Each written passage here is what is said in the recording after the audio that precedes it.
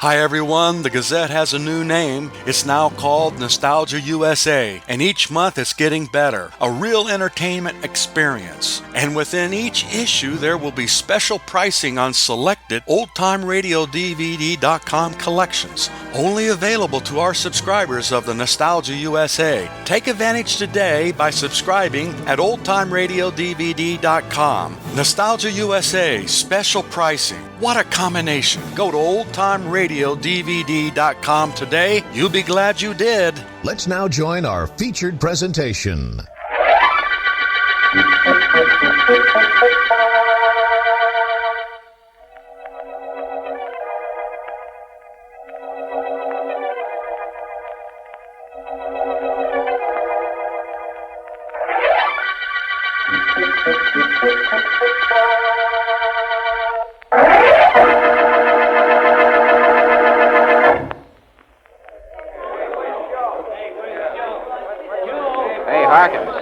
Man wants you in his office. Oh, thanks, Eddie. Probably wants to give me a bonus on that last yarn I turned in for the sheep. Who knows what he wants, including him. Walk you to the door? Yeah, do that. Some young cub reporter might be waiting to take a bite out of me in transit. What are you working on for the old man, Harkins? Something hot? Big secret stuff. No can talk. Not even to me. I'm working here, you know. You never know it. See you later, Ed.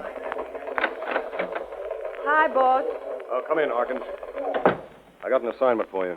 Good. Let's have it. Ever hear of Philo, Vance? Private investigator par excellence? Sure, I've heard of him. Get an interview on him. Something about the cases he's worked on. Want to make a good feature. Maybe we'll run it as a series on Sundays. That's all. Just like that, I'm to get a story out of Vance. My, you know he never talks to reporters. So don't be a reporter. Be a society gal. Be somebody in trouble. Be anybody. Nobody said you had to be a reporter. No, that's right. Nobody did. A lot of people have told me I'm not a reporter. But you wouldn't be one of them, would you, Mike? I might one of these days. Call me and let me know how you make out. Okay, Mike.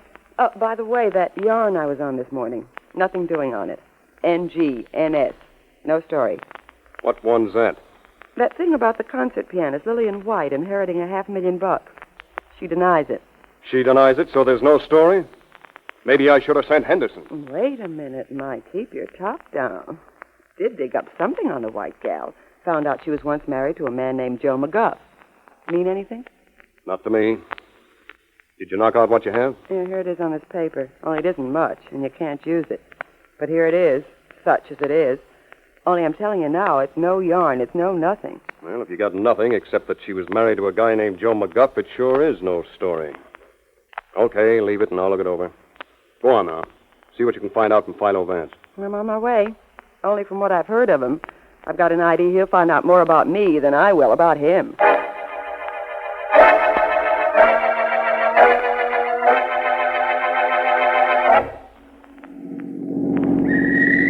Keep moving!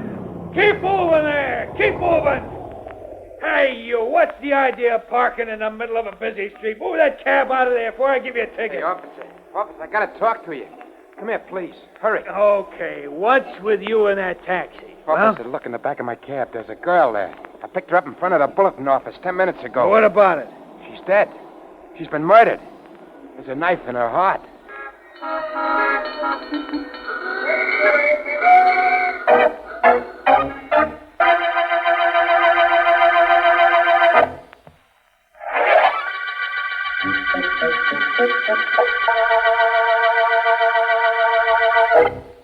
That's the story, Vance, all of it.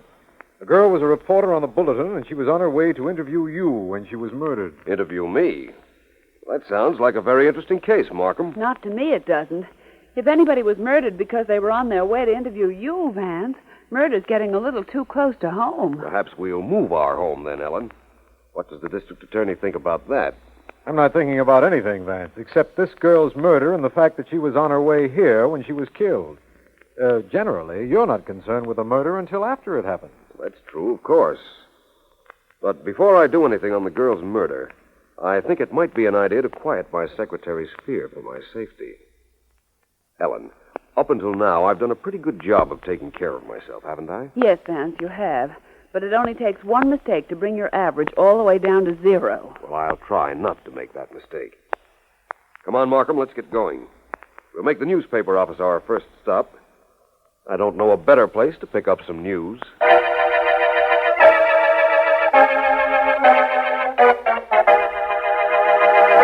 Eddie, listen to me. Somebody murdered one of our staff. Reporters have solved crimes before, but this one we've got to solve. I'd like to get my mitts on whoever knocked off Harkins, Mike. She was one of the best newspaper men I've ever worked with. Well, go on. Get going, Eddie. There must be some connection with her death and the story she was working on. Well, you'd know what yarn you gave her, Mike. What was she on? Nothing at the moment. Nothing but a straight assignment. An interview with Philo Vance. What was she working on before? Nothing. That item about a concert pianist named Lillian White inheriting some money. Nothing important. Nothing, except that you took that story and put it on page 1. What a nice little job you made of it, too. Headline, is this the story that caused the death of the Bulletin reporter? Subhead, who is this mysterious Joe McGough? Nuts. McGuff. G-O-U-G-H is McGough. All right, Eddie, have it your way, only don't be bitter.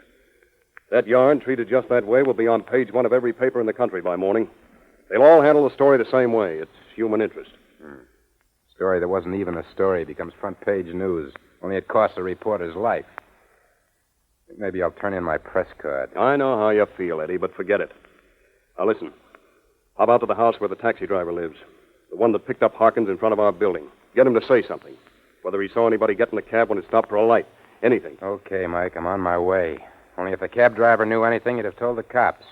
And Riley at headquarters said he keeps insisting he didn't see anyone get into the cab after Harkins got in. The cops let him go, Eddie. He's home now. You got the address? Sure, Riley gave it to me. Well, get on your horse and see what you can find out. Okay. Only don't expect me to die just to put my story on the front page.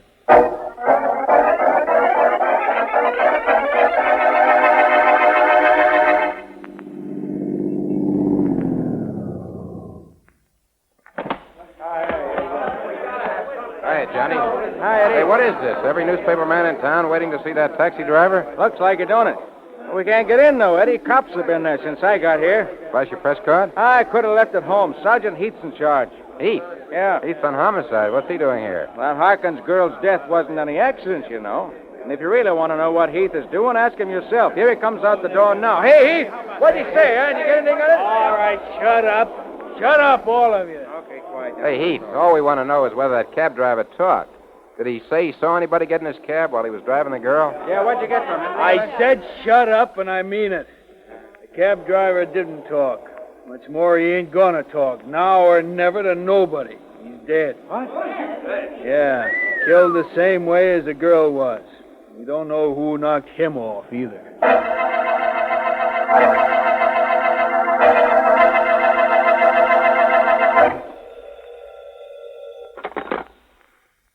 Hello?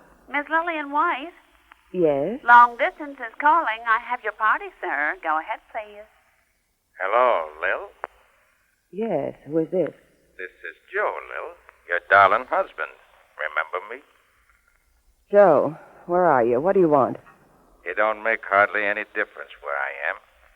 And what I want? Well, that don't make hardly any difference either. I just seen the papers.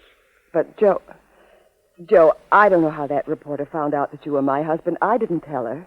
No, I don't suppose you would, hardly. But she found out. Only I don't care about that. I care about $500,000 you inherited, according to the story. I want in on that dough. I'm entitled to it. I'm still married to you. Remember, kid? Joe, that story isn't true. Maybe. Maybe not. Anyhow, I'm hopping a plane in a few minutes, and I'll be in to see you in a couple of hours. Just don't be too surprised when I walk in. I hardly want to surprise you, honey. Hardly.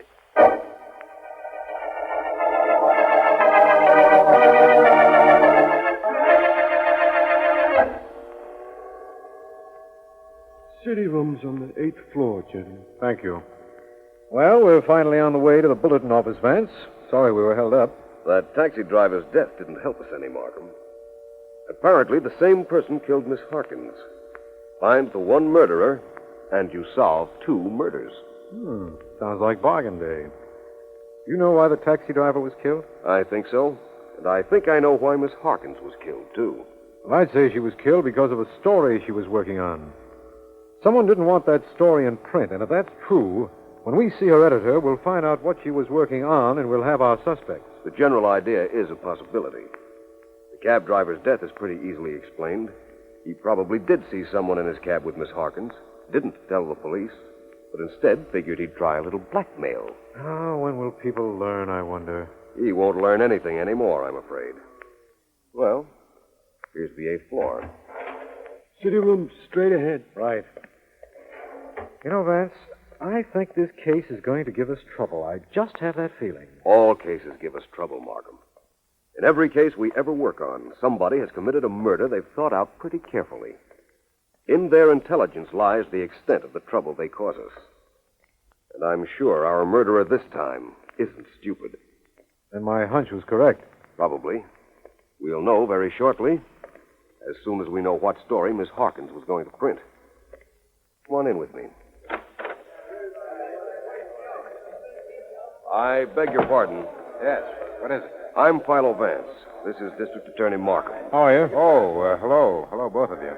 I'm Eddie Henderson. Can I help you, Vance? Perhaps. I'd like to see the city editor. Where do I find him? Oh, in that office back there. The first one on your right. Walk right in where it says private. Everyone else does. Thank you. Oh, by the way, which desk was Miss Harkins?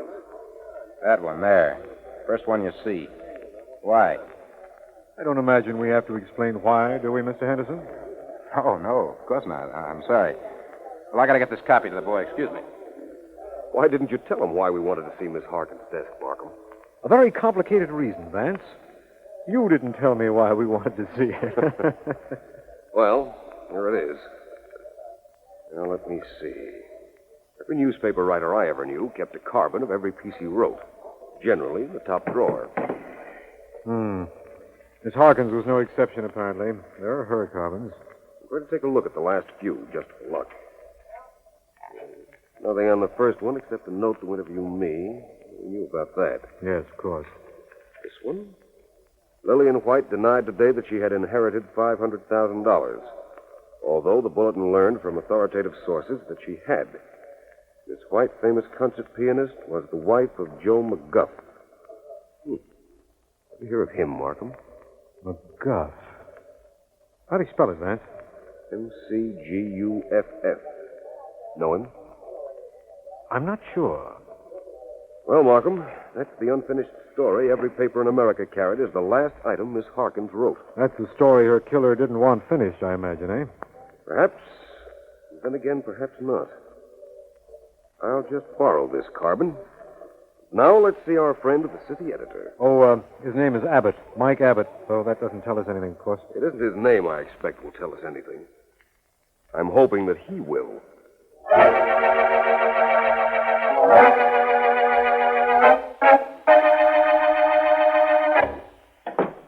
Hello, Miss White. Eddie. Eddie, what are you doing in my apartment? Talking to you. I don't know why I'm bothering to. I've done a lot for you in the Bulletin, Lillian. But I didn't like what you did to pay me off. Please, Eddie, don't I have enough trouble now? I don't even know what you're talking about. Don't you? It wouldn't be that you wanted to make sure Myrna Harkins never got any more information about you, would it? And that you killed her. I killed her? Who sent it to me with that made-up story about an inheritance that I never got? Couldn't have been anybody but you. Doesn't matter where the paper got the tip that sent Harkins here. What does matter to me is that you wouldn't want any information about your husband, this Joe McGuff, to get out. See, I just got finished checking, and I found out the rackets he's been running. Get out of here, Eddie. Get out of here before I send for someone to throw you out. Who are you going to send for, Joe? And what are you going to tell him? And aren't you afraid I've got something to tell him, too?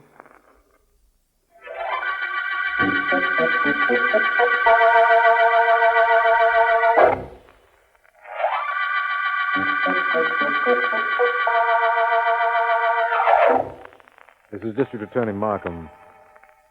The Bulletin murder case began when Myrna Harkins, Bulletin reporter, was found stabbed to death in a cab. Philo Vance visited the Bulletin office where he talked to Eddie Henderson, reporter, and Mike Abbott, editor. Neither could throw any light on the murder, but the police believe that a story Miss Harkins was writing, and which was later published unfinished, is a clue.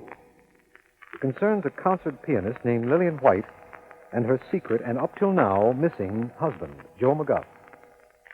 Vance was on his way to Miss White's apartment when I last saw him. He should be there in a few minutes.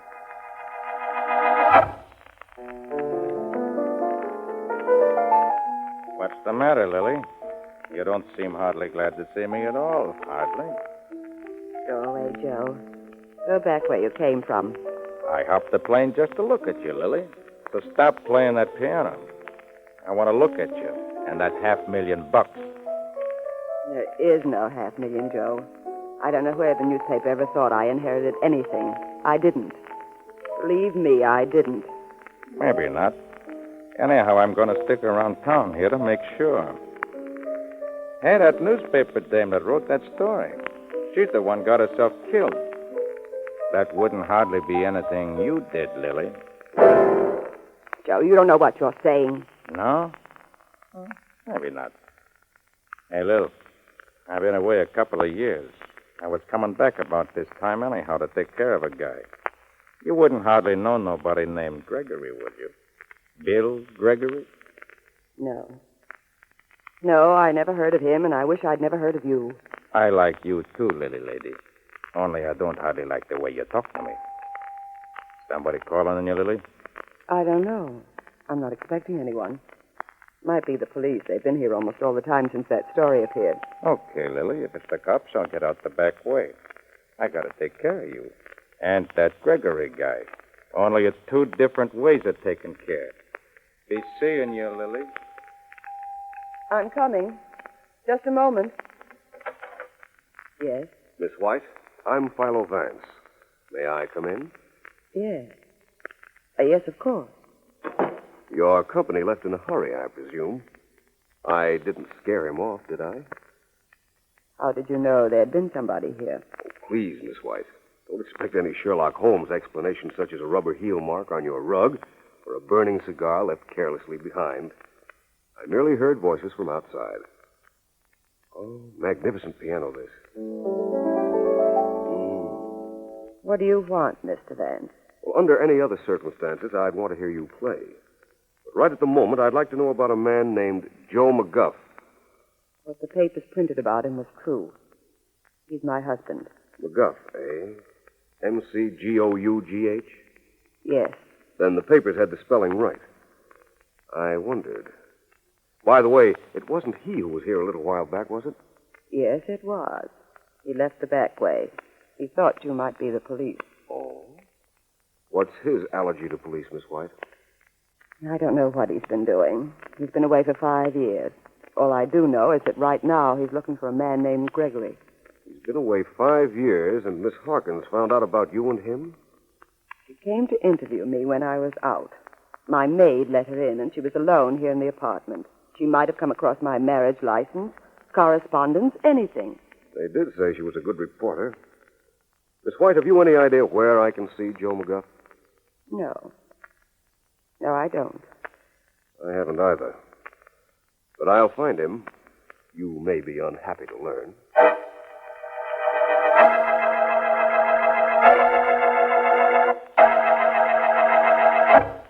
I think that will be all, Miss Deering. My notes are up to date on the Bulletin murder, I believe. Read me the last item again, will you please? Certainly, Vance. With the knowledge of the above facts, detailed in chronological order, it is very evident to me who murdered Myrna Harkins, and as a consequence, Arthur Allen, the taxi driver. Oh, that's it, Vance. Now tell me, who was it? Who it was, Ellen, is secondary in this case to why it was. Wait until Markham gets here, which should be momentarily, and I'll tell you both at the same time. You could dictate it, and then I'll promise not to even look at it until the district attorney gets here. Oh, Ellen. I'll wait for Markham. Hello, you two. Here I am, right on schedule. Practically on cue, and I'm glad you're here. Really? Well, that's very complimentary. Vance, I've got some information. Joe McGuff is at the Rex Hotel. Heath tracked him down, only McGuff doesn't know that. Good, Markham. That's really good news. It will postpone my announcement, however. I'm going to see Mr. McGuff. Vance, you promised. Yes, I did, Ellen, but I told you the fascinating part of this case was why Miss Harkins was killed. That's the part I don't know either. But it's the part I'm going to find out now.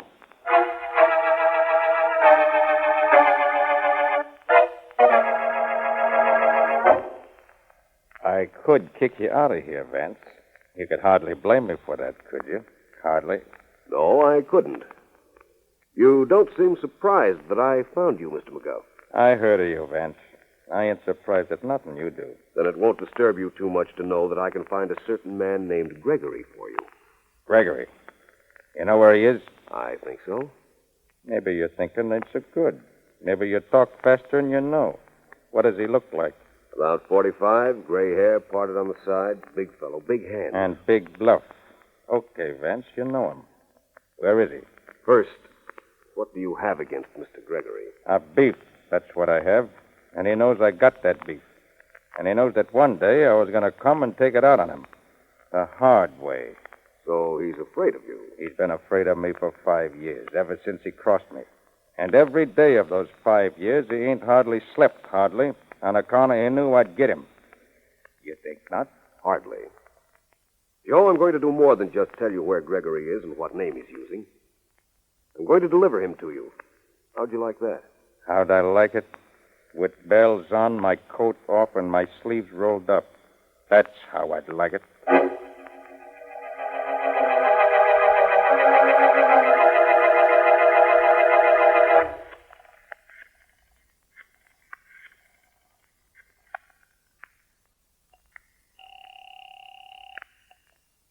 Hello? Ellen, this is Vance. Is Markham still at the office? Yes, he's sitting right here, Vance, and so am I, only I'm on pins and needles. Rather uncomfortable, I imagine. Vance, I've got to know who killed Myrna Harkins and why. But I'll settle for one thing now. Were the police right in their original premise that the story about Miss White's inheritance was the reason Miss Harkins was murdered? You mean was Miss Harkins killed to prevent that story from being printed? Yes. We've never been more wrong in our lives. That murder was committed in order to make certain that that story appeared.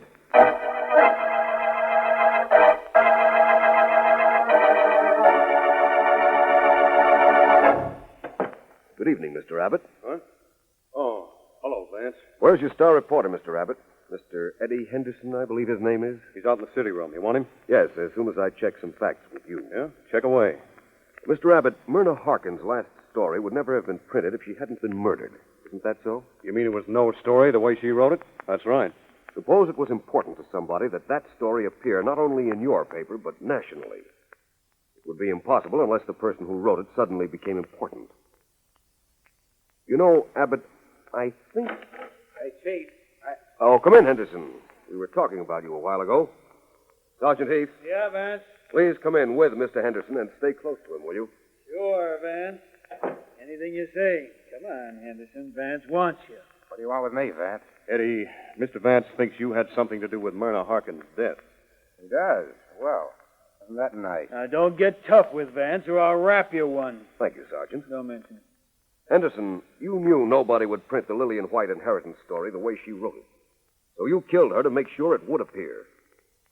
Take him downtown, Heath. Sure, Vance. Come along, you. Get your hands off me, you big ape. I never killed anybody. Come on, Nobody's gonna come on, out me. with you. I'll take care of this character, Vance. Don't worry. Thank you. Don't mention it. Well, so Henderson's a murderer. I can't believe it. Then don't try to. Oh, Mr. Gregory. Yeah? I mean, who? Don't bother with the deception, my friend. I know your name is Gregory, and I know you killed Myrna Harkins.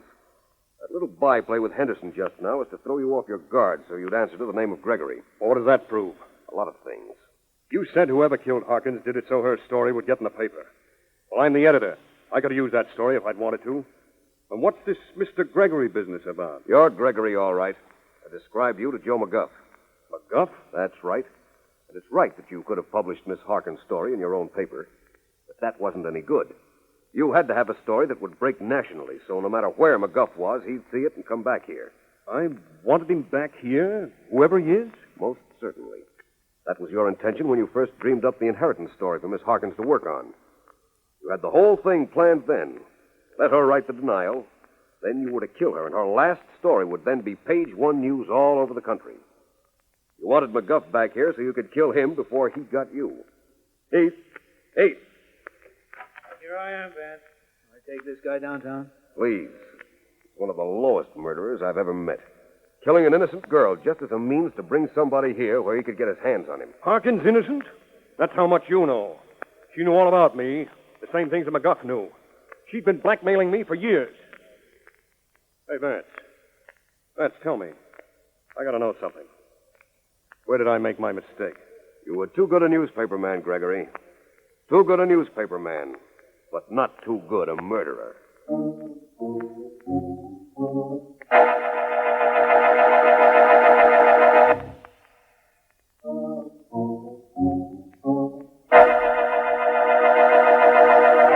Well, Ellen, any questions? Just one, Vance. What pointed to Mr. Abbott, or Gregory, as the murderer? I'll tell you.